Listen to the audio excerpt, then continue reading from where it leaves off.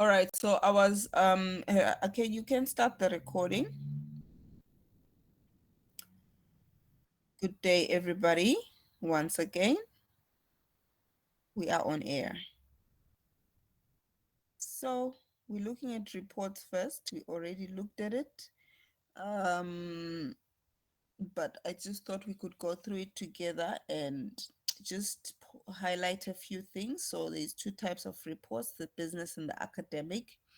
And the main focus is on the structure and the layout. With the business report, as you can see, there is line spacing, there is font that you must take note of. And then there is the structure, the different components that make up the report that are important to include: the title, the subtitle, um, which may or may not be there, the subtitle, then the byline, the date, the body, the side heading, paragraph heading, the list. Okay, so not all of these will always be there in every report, but it depends on what you are reporting on and what your recipients expect. So, but this is basically just a guideline on your reports. So I am not sure how many people have already submitted it, but I am sure this is not much of a shouldn't be much of a challenge to follow the instructions. They are simple enough. If I am wrong, please correct me. If there's anything you had a challenge with, we can go through it. And then there were a few exercises there that you could practice on, but I mainly just made available the last two exercises as your group work. So, but you could go through some of them to practice on. I did notice that some of these exercises are made available in another document called the Word Processing Manual. I've requested for it. I have not gotten it yet. But if I do get it, I'll upload it as well so that you have access to that as well. So, and then there were some exercises that seemed to be data files that came with this training manual. I didn't receive them either. I did request for them. I have not gotten them yet. So if I do, I'll share that as well. Okay. So there is an example of a report with all those details that are specified above. And then you have, okay, so this is one of the files that I'm talking about. Open file for report 26.1 and make the following changes. So this file is supposed to be there already, and then you just make changes to it. So if I do get a hold of it, I will make it available so that you can be able to practice more on that as well. Then you have the academic reports, which require you to double space. Do you know how to change the spacing to double space? Have you done that? Single spacing, double spacing. I think, did we do it when we're doing the other documents? Do you know how to do it? Is there anybody who struggled to do that?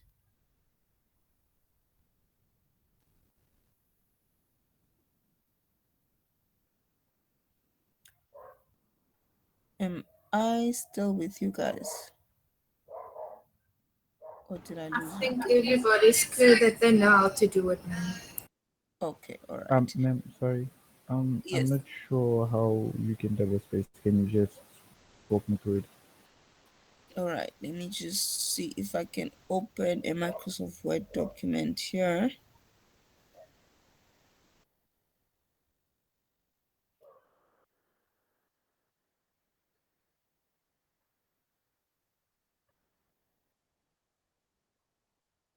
Okay, so but basically you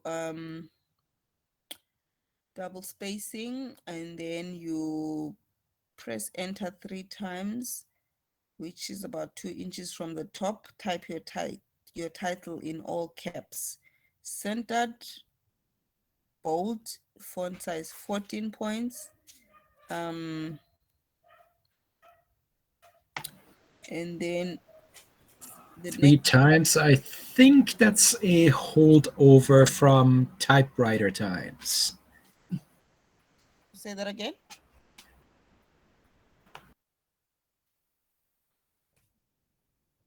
I didn't get what you said. I think he's talking about entering 3 times at the top. Oh, It's from typewriter times. yeah, We've got actually, headers and footers now. So yeah, actually, these specifics are no longer as strict as they used to be. Even for academic reports, you find that it depends on which institution, what kind of a report are you submitting, and all of that. And so these are also guidelines, basically. And yes, I don't know if everybody here knows what a typewriter is, but yeah, some of us actually used a typewriter. We are that old. So yes, it does Oh, remind. trust me, I still know how to use one. And nowadays, if you manage to find anybody that still knows how to use a typewriter, you become the designated guy to actually still do it the old-fashioned way, because nobody else seems to know how to do it anymore. Yeah, actually, for you to be able to find a typewriter these days, um, I'm sure the new millennials will be like, how did you manage to be patient through this thing? It was quite interesting. But yeah, uh, it's one of those things, one of those stages that technology had to go through. You see, my Microsoft Word document is still opening up to now. Yeah. Anyway, so let's just move on so long. When it does decide to finally open, we'll go back to it. Yeah, so these are some of the documents that you could, some of the practice exercises that you can still do. And then also including those manuscript signs and the I think it was lesson what? Lesson 6. Yes, lesson 6 be getting incorporated here.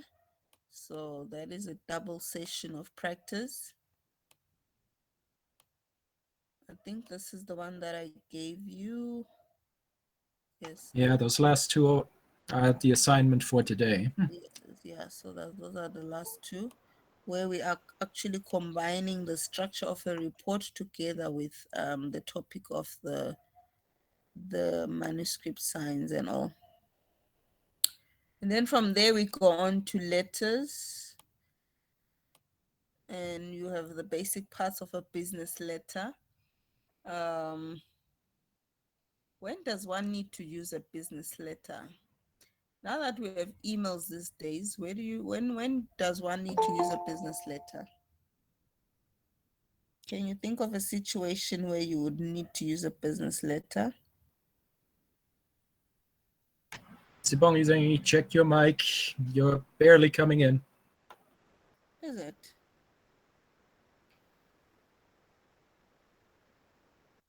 Okay. And how is it now? No, louder. Okay. And now?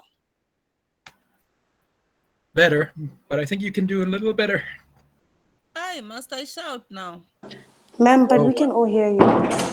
You can all hear me. Yes, we can. Okay. oh well. I was not about to shout now. I was not about to shout. So I was still saying, for those who didn't hear, can you think of a situation where you need to use a business letter now that we have emails flying every which way? When do you really need to use a business letter? In what kind of a situation? When's the last time you saw a business letter? What was it all about? Uh, I think with legal you matters, lawyers still tend to use business letters. Okay, so we are basically talking about a letter with a letterhead on top and this kind of a structured way of typing, of communicating. Okay, so lawyers for one, where else? Yeah, I usually had to do business letters when it came to defending myself against a lawsuit. Okay, so legal again.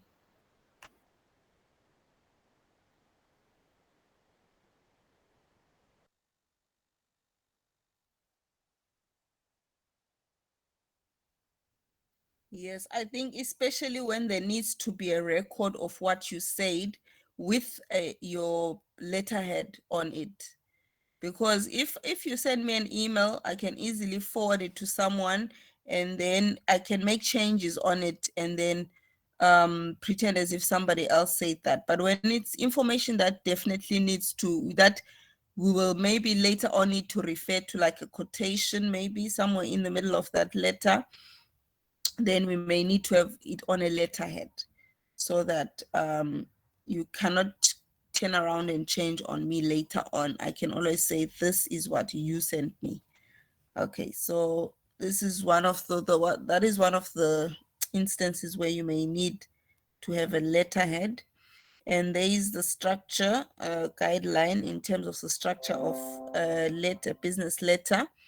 So you have the letterhead right on top there. Usually you will have your logo on the letterhead. You will have your business address and maybe your contact details as well on the letterhead. And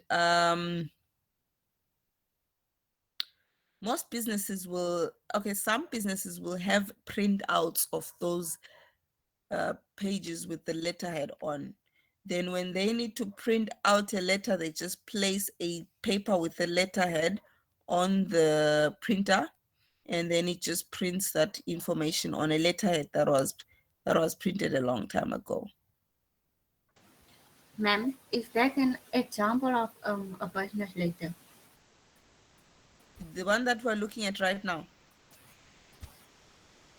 Yes, Oh, okay then. it is. It's just that, okay, it's just an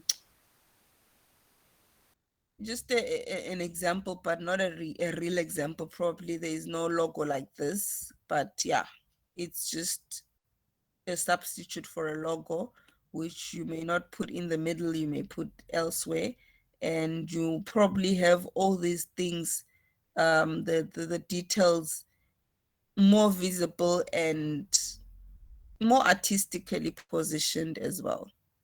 Yeah. So, but yeah, it is a more or less an example.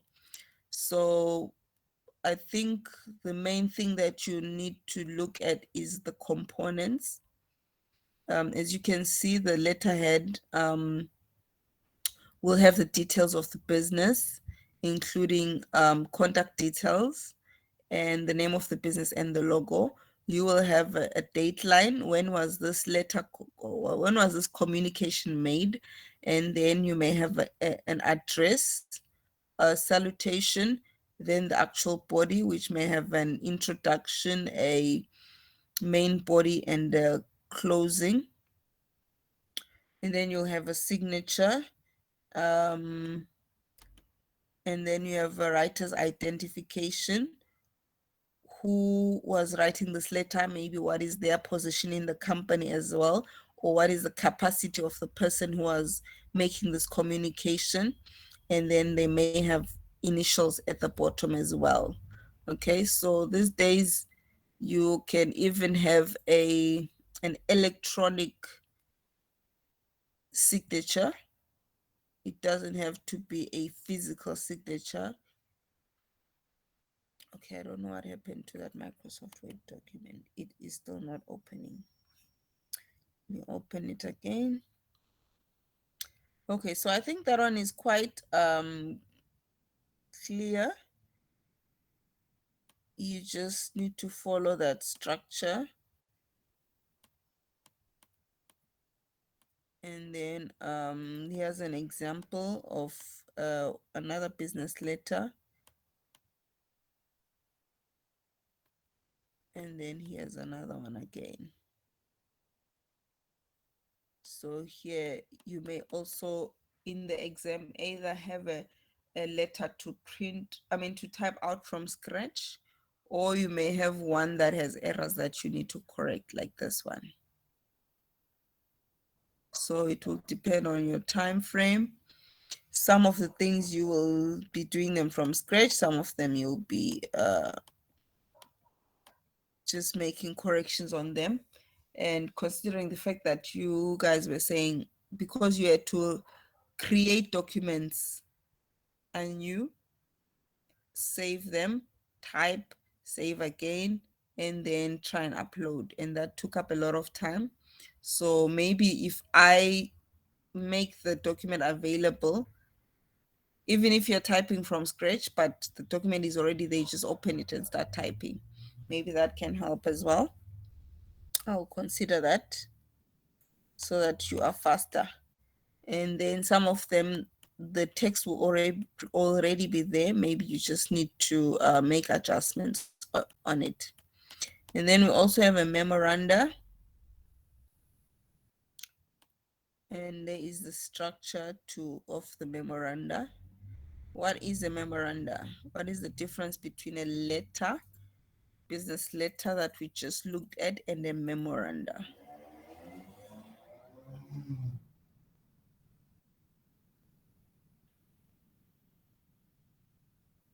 I can almost hear someone Googling it. Go ahead. I'm listening.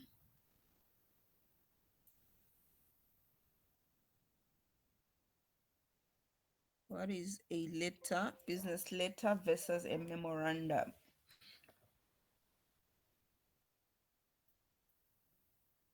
So I'm sure you were looking at a business letter, now you're looking at a memorandum. What do you think? What can you pick out? What is the difference?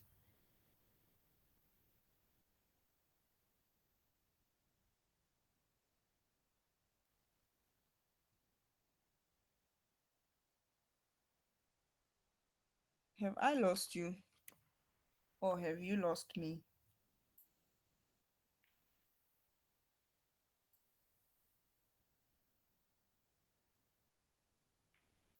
Hello? Are you guys there?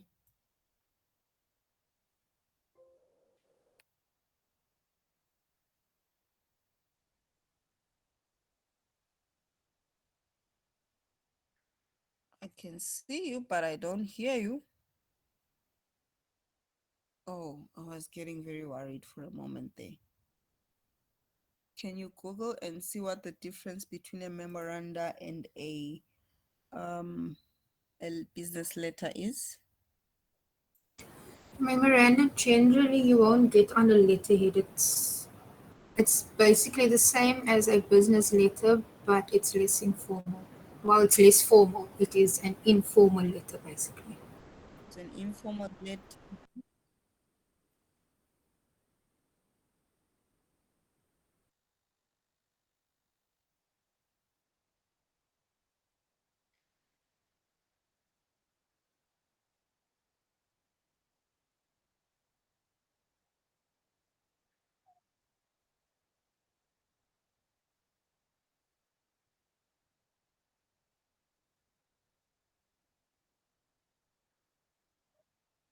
Yes, yes. Yep.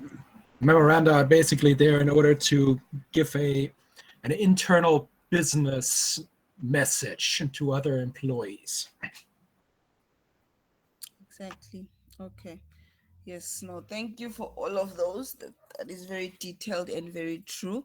So you can see that usually the memo is not for specifically sent to one person, but a group of people and usually internally. But with a letterhead, that's why you need with a business letter, that's why you need your letterhead. It's usually not for, it's not usually an internal communication, it's external communication where somebody will need that evidence to say from whom is it coming from and from which company, what is the capacity of the person who's communicating that. Okay, so yes, all those are very good points. So you can see the structure of the memo.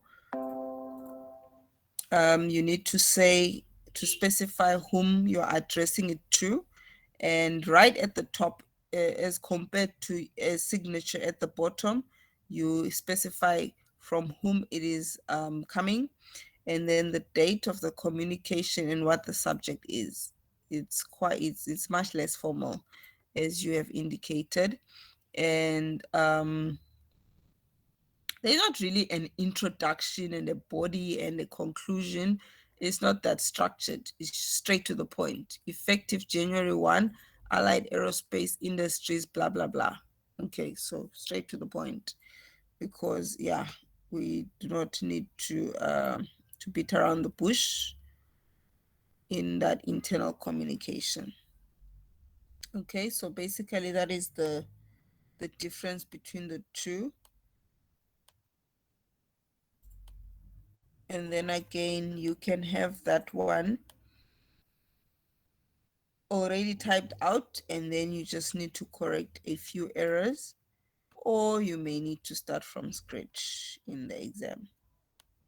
So just make sure you are familiar with all those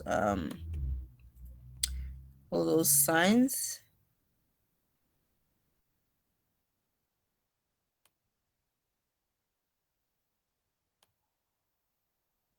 And there's an exercise.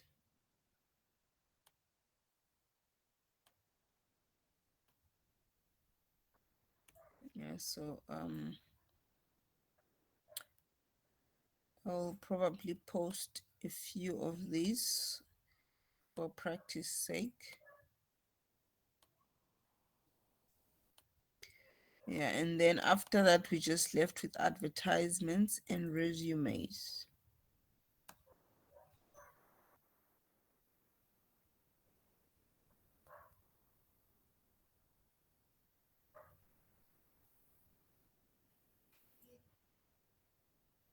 Okay.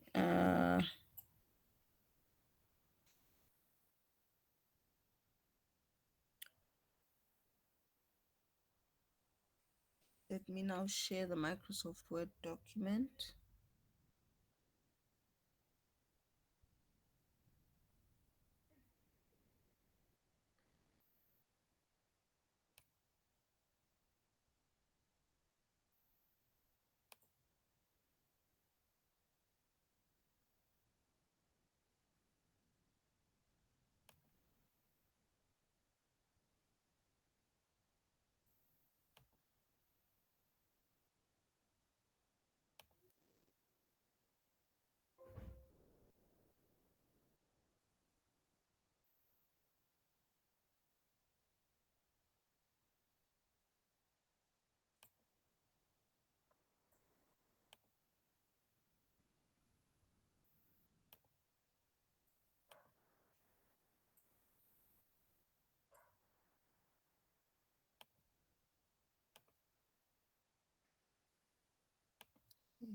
Stop sharing that. Okay, never mind.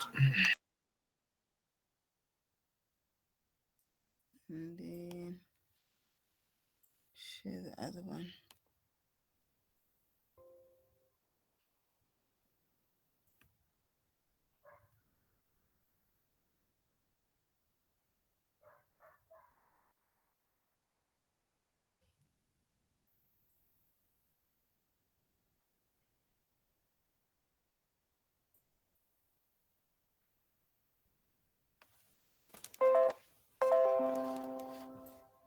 Okay, can you see that?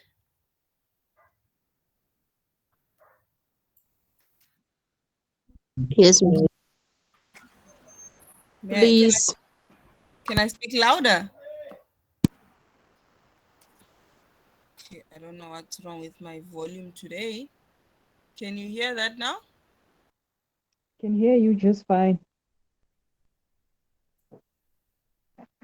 Did I misunderstand what the previous person said? Did you say I must speak louder, or was it something else? Oh, okay. All right. Ma'am, I said I can hear you just fine. Oh, okay. So maybe I'm not sure whether it's on my side or on your side. Go ahead and check as well.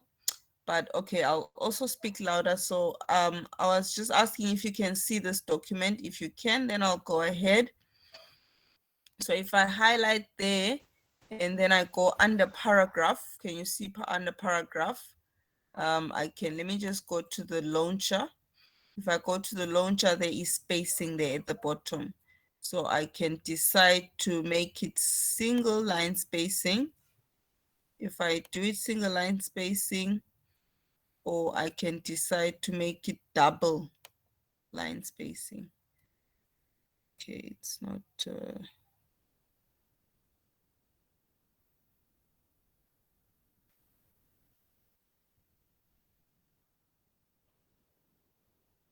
Okay, I can change that.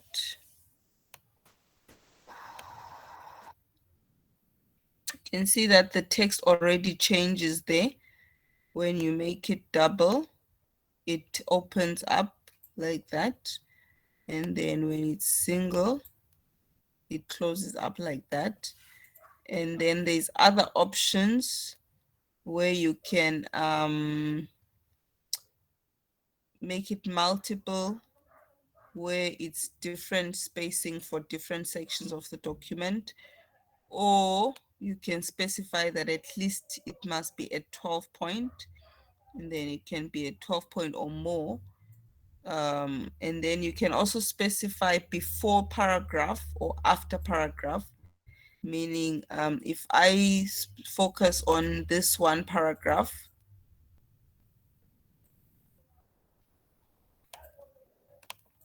okay, what's going on?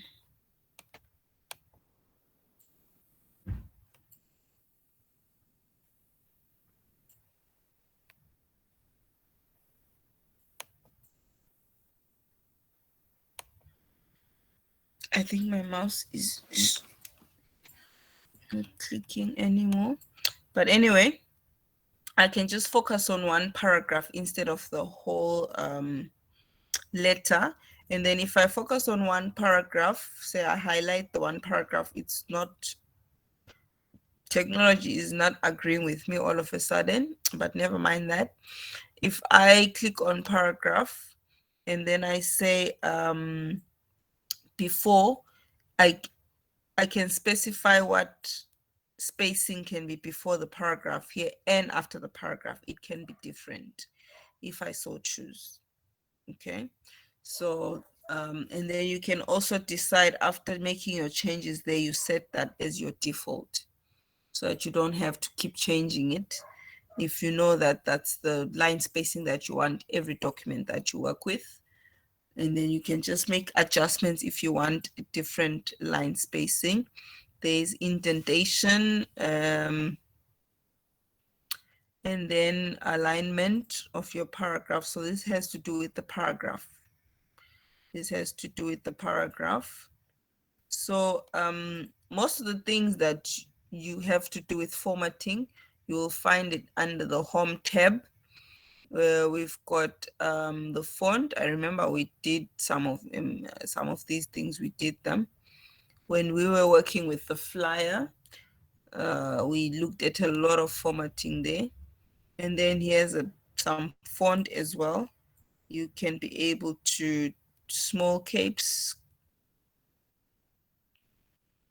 all caps, and change the font family, change the font style, change the size, and so forth. Okay, so basically that's where you get your spacing.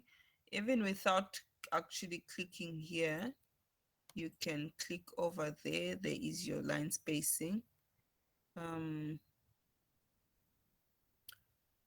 You can also decide to remove space after a paragraph, or if there is no space after a paragraph, you can decide to add the space after a paragraph.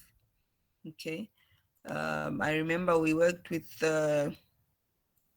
some of these shading, aligning, including bullets and all of that. So as we type in every type of document, you'll keep on using some of those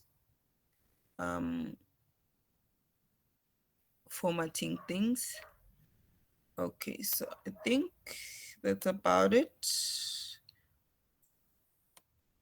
Is there anybody who's still lost in terms of line spacing or paragraph spacing? I think we're all good there, right?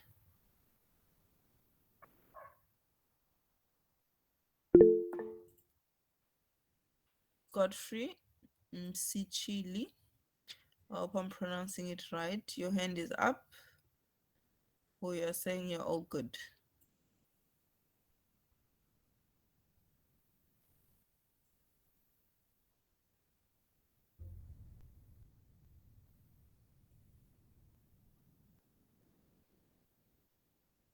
Godfrey, are you saying something?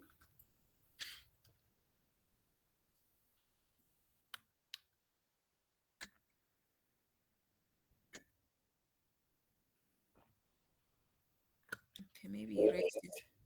Yes? You're saying something? Your hand is raised.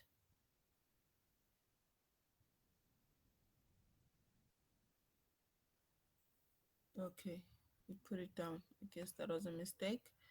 All right, so yeah, I think that's about it. So please look out for any information pertaining to the rewrite if you did not write. Actually, the rewrite is for not for those who wrote already. It's for those who missed it. Okay, or should I refer to it as the sick test?